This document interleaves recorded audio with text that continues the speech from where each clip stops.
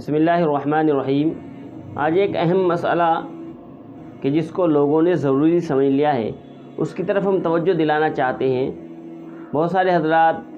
یہ کہتے ہیں کہ قربانی کا چاند نظر آنے کے بعد، یعنی ذی الحجہ کا چاند نظر آنے کے بعد، ذی الحجہ کا مہینہ شروع ہونے کے بعد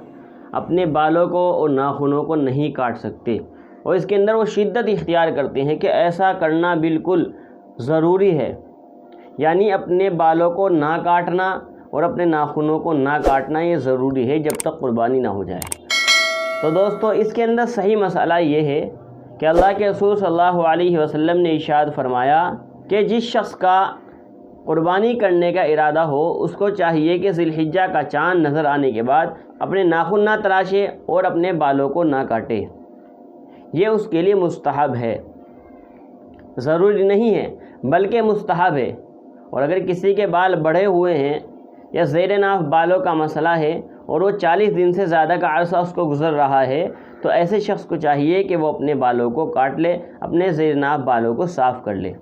اس کے اندر اس کے اوپر کوئی گناہ نہیں ہے۔ ایک یہ مستحب چیز ہے، اگر اس کو کرے گا تو اس پر ثواب ملے گا، اور اگر نہیں کرے گا تو کوئی اس کے اوپر گناہ نہیں ہوگا۔ رہی بات ان آدمیوں کی جن کے اوپر قربانی واجب ہی نہیں ہے، ذی الحجہ کا چاند نظر آنے کے بعد وہ بال کٹوانا چاہیں تو کٹوا سکتے ہیں، اور اگر نہ کٹوائیں، جو قربانی کرنے والے ہیں ان کی مشابہت اختیار کرتے ہیں،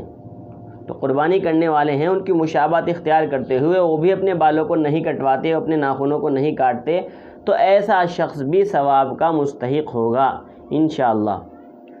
تو یہ مستحب چیز ہے، اس کو ضروری اور واجب نہیں سمجھنا چاہیے۔ ہاں، اگر اس کو کریں گے تو اس پر ثواب ہے، اور اگر نہیں اس پر عمل نہیں کریں گے تو اس پر کوئی گناہ بھی نہیں ہوگا۔